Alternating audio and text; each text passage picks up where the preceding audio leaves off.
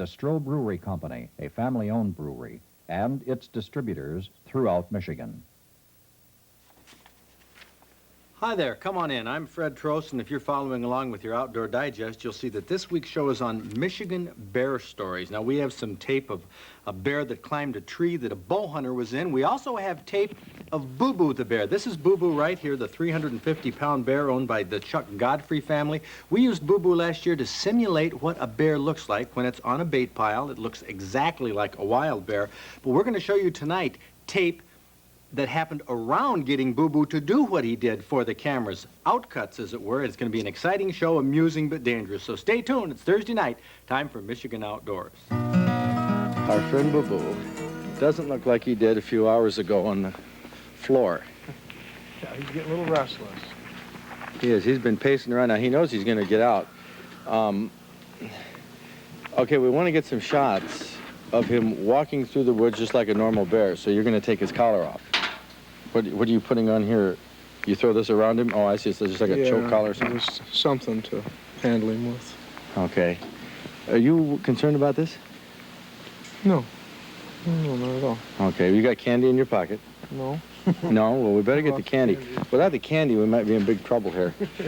There's only one thing that will subdue a 300-pound bear, and that is a little teeny piece of candy. Works wonders. A bag of candy? Okay, so you're going to take the collar off, and then, Oj, you're going to have to just try to keep up. I don't know. This is one of these things. He ain't going to run. He won't? No. Will he paw around and... yeah, he'll act like a... Like a normal bear? Like a bear, yeah. I'm not concerned as long as the candy's here. Candy, Boo. Right there.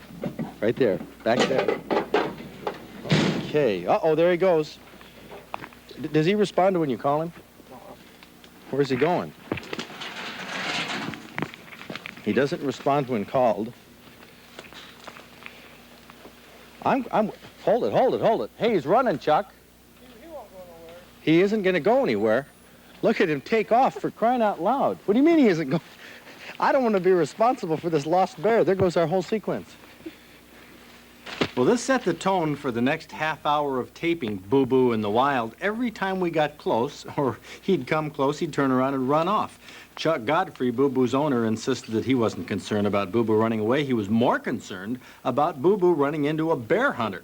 This was during bear season, after all. Myself, I was concerned about the bear running off. He sure looked like he was enjoying his freedom. But I began to see that Boo Boo was just like any pet that's dependent on its owners. He'd keep tabs on us and come back to check, and sometimes come back just to play. And at one point, he was sitting on the hood of the pickup truck, pawing through one of our camera bags, probably looking for candy. We had to continually be out looking for him. Now, Chuck would chase after the bear, and we were all getting tired. I guess Boo Boo was getting tired, too. Finally, we got him in a good position for our cameras. There was only one problem, though. We wanted Boo Boo to look like a bear in the wild, so viewers would get a feeling of what a bear looks like in the wild, coming in the fall. Something extremely difficult to capture on Chuck, film or tape. Stay out of it right now. If you think he'll be okay. What about the collar? Huh? You got his collar on. He's got his collar on? I can't. Oh, yeah. Okay, you better get in there then. Oh, just stay back. Well, he at least gets that collar off.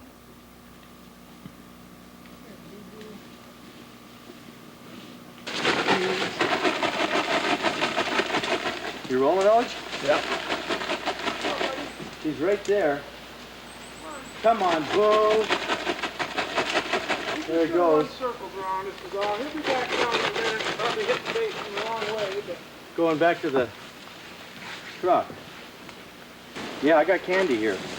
Should I, put some more in the log fire. Just save some for emergencies. Yeah, This is about as far as I'm going to be able to get him where he'll come back. Okay, should I, Well, the adventure continued. Every time we thought Boo Boo was going to cooperate, he'd want to play, he'd want to romp, He'd want to run, so Chuck finally collared him and brought him to the bait pile that we sweetened with candy. Now, what we're doing is trying to show you what a bear looks like in the woods, in the wild, when it comes to feed at a bait pile.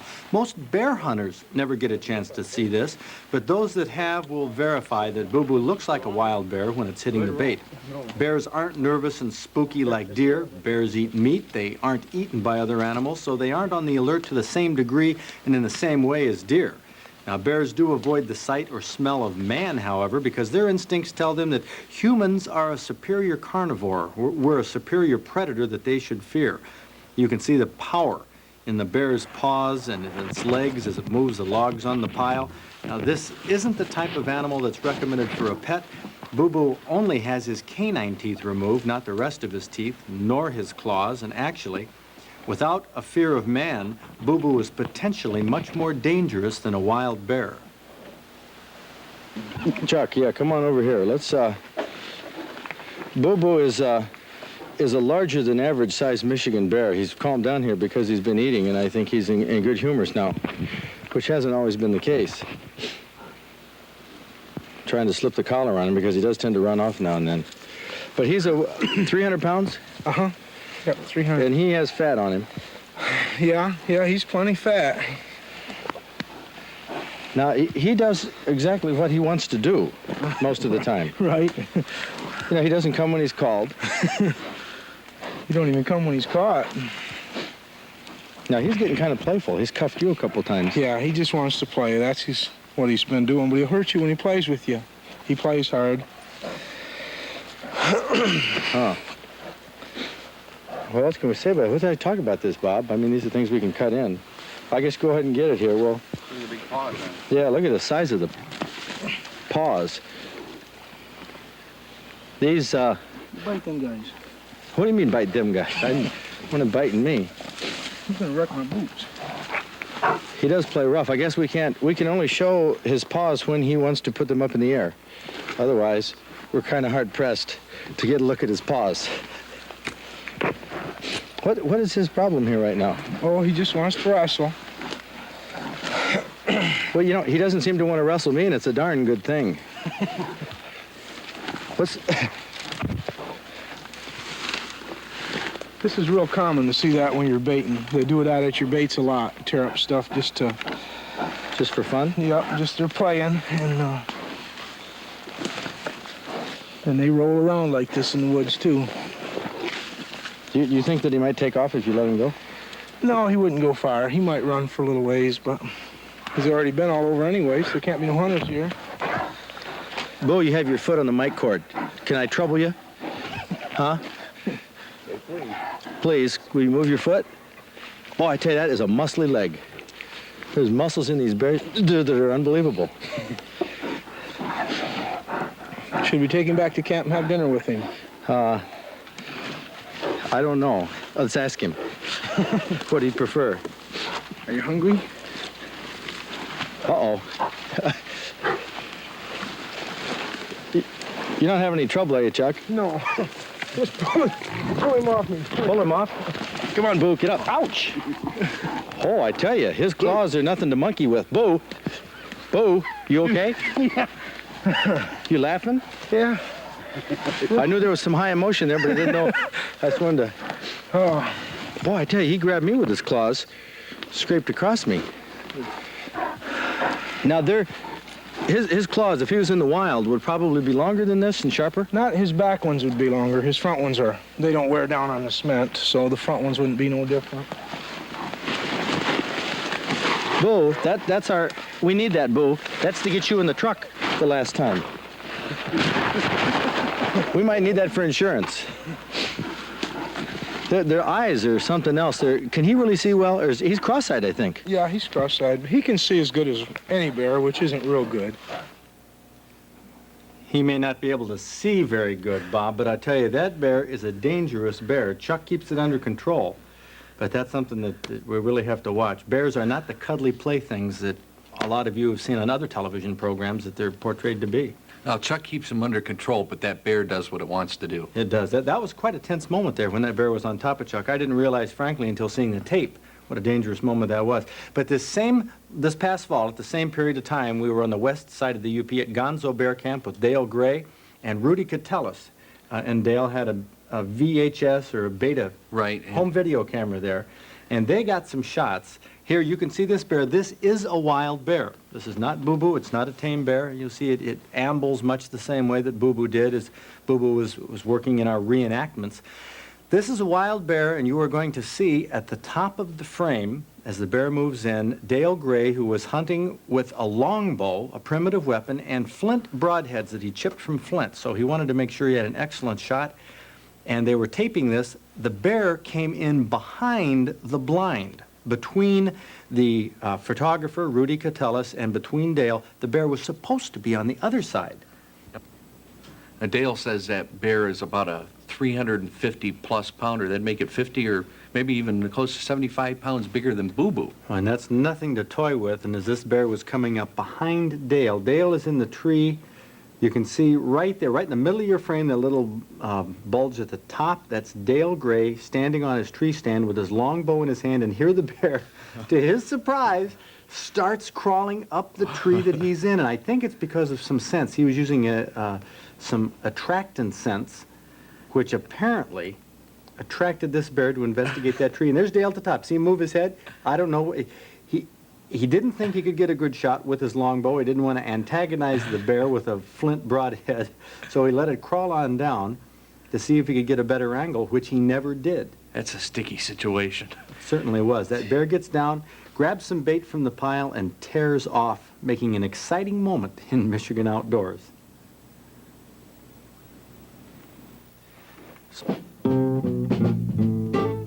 It's steelhead time again.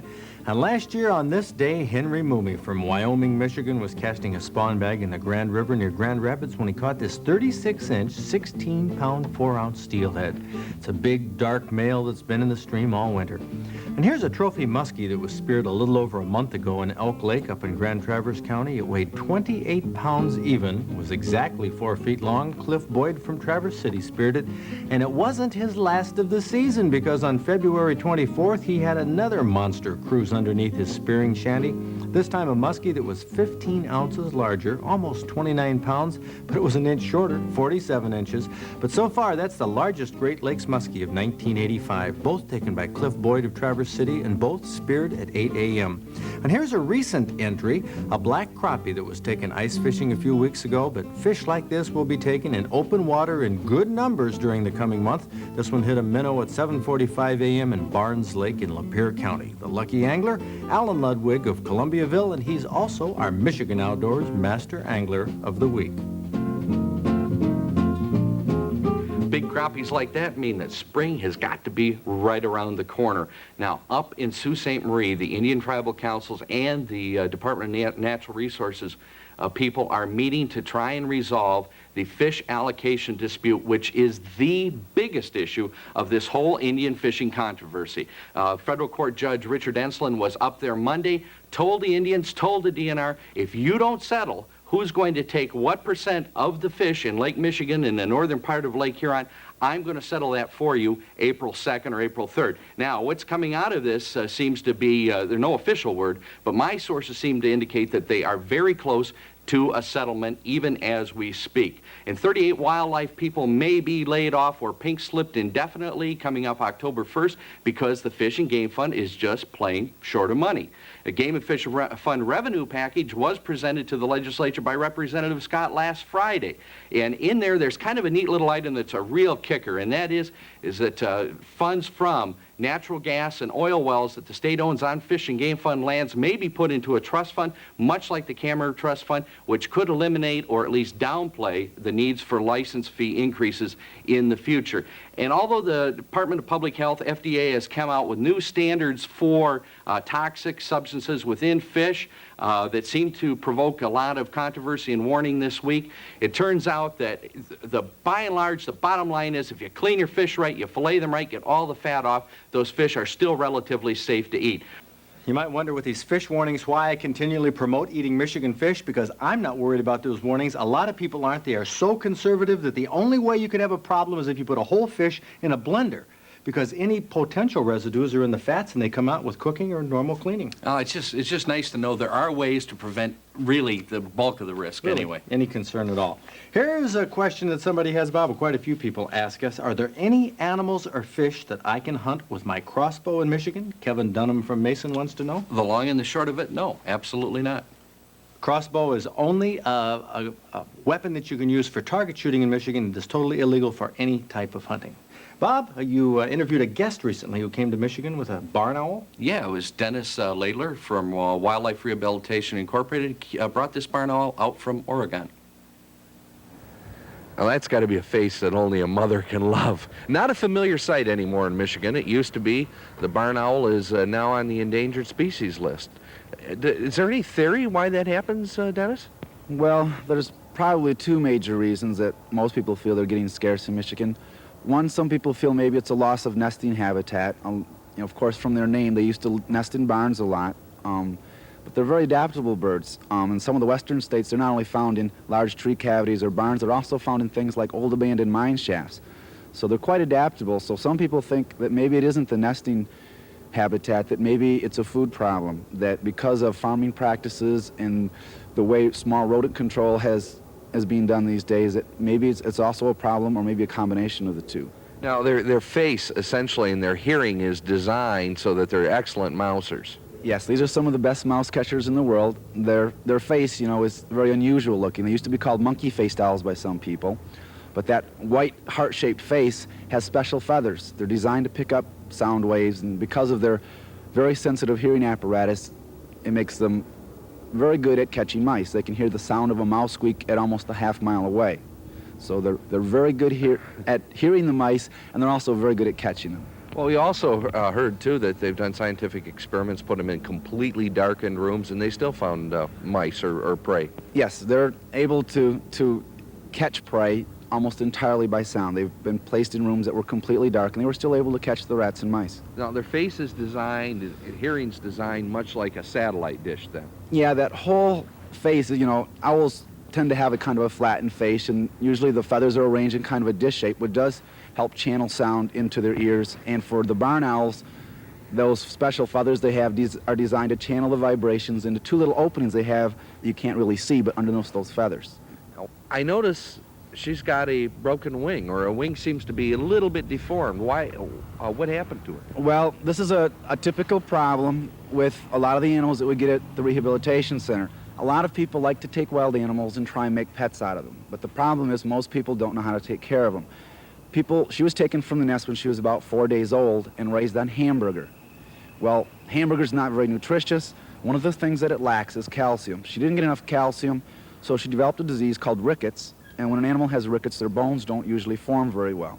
And so all the major wing bones in her left wing and all the major leg bones in both legs are all very badly deformed, and she's a permanent cripple. Okay, no way she's ever going to be released, so you take No. her on tour then. Yes, and she helps point out the problems. That's one of the reasons we do the educational programs, is to point out, that's one of the major things we point out, that wild animals belong in the wild. They make really lousy pets. Simmering here in the electric fry pan is rabbit a la Gendry, Kathy. Smells good. I tell you, we got this recipe from some folks who came down to the boat and fishing show. Paulette Legendry and her husband said, this is the best rabbit recipe And her kids agreed. in the world, they That's said. right. Now, what we did to bring it to this point is we took a garlic clove, and this is how you smash a garlic clove right there so you don't have to chop it up. And we fried this in, what is Butter this? flavored Crisco, and it does make a difference. It tastes good. The butter-flavored Crisco is what Paulette recommends. Okay, we took the clove of garlic and the rabbit, and here's one that was just browned it on both sides. And then we take that out of the oil? Right, and then put in onions. And she says you can't use enough, and I agreed, because they do cook down. You don't want to fry them. You just want to cook them. Cook them until they're about like And this. I used 11 onions. 11? 11, that's right. And then you scrape the onions aside and Right. put the rabbit underneath. Back in. Put Onions this on top with a couple cans of... Right, mushroom soup, and just let it go. We put the lid on this and cooked it for a 1.5 couple to hours. 2 hours. 1.5 to 2 hours. Also great with venison. We're going to test this out in just a moment, so stay tuned. But first of all, let's take a look at our outdoor quiz. Question for today is, would a legally snagged record-sized salmon qualify as an IGFA world record? Well, it would not. Even if it was legally snagged, the IGFA rejects all fish caught on hook and line that were intentionally foul hooked, whether snagging in those waters was legal or not.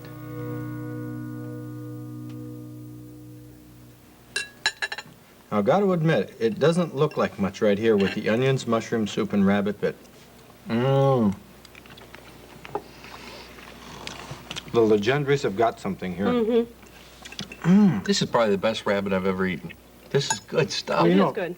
And you, excuse me, this is the first time I've eaten a recipe. I wanted to get in front of Bob on this, but this is great. You can hardly go wrong with onions and mushroom soup on game. There are so many onions, and it doesn't taste like onions.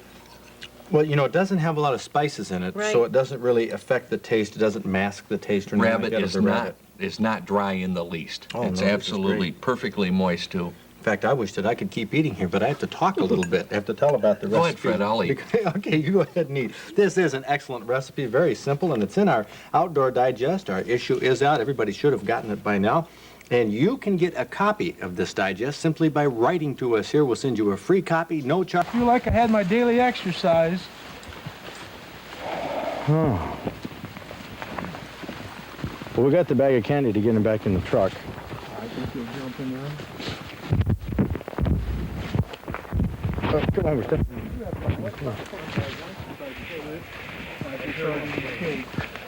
Okay. Boo, you done good. Showed people what bears are like in the woods. Which I think he acted real typical. I mean, from my experience. Oh, yeah, he was really good. He doesn't like his collar, is that it? No, he just thinks we're wrestling again. And we're not, by choice. I'm afraid the more I let him wrestle, that he would get to like it so well that that's all he would want to do.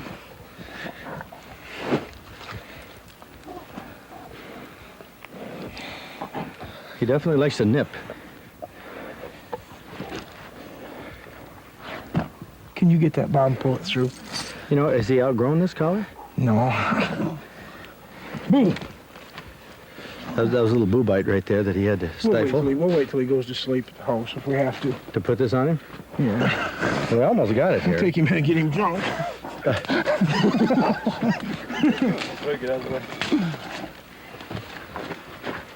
There we go. Wait, I gotta get it. Snap one. You done this before, Bob? No. Your first time, huh? Yeah. How you like it? Ain't bad. Ain't bad at all. I'll leave it at the truck, though, I think. You know, if we could, maybe we should lay on him and pin him. What do you think? He'll be right behind you, Fred. Huh? He'll be right behind you. Okay, I got it.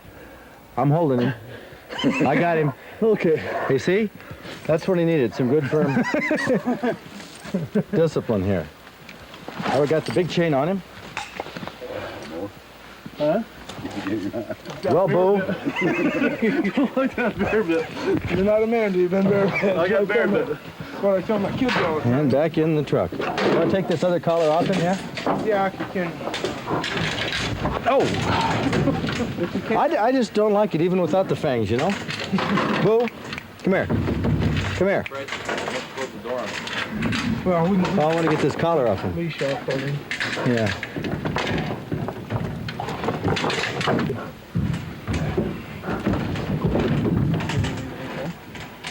I want to get it off. There we go. Still doing it for one thing. Okay. There. Oh, that's the story of Boo Boo. What did he do, bite you, or was that the... He just bit my finger. Huh. Well, another day in Michigan outdoors. As we sit here on the gate of the pickup truck with Boo Boo Bear, the sun going down in the west. Let's do this again real soon, Chuck. Okay. That was good. That was real good.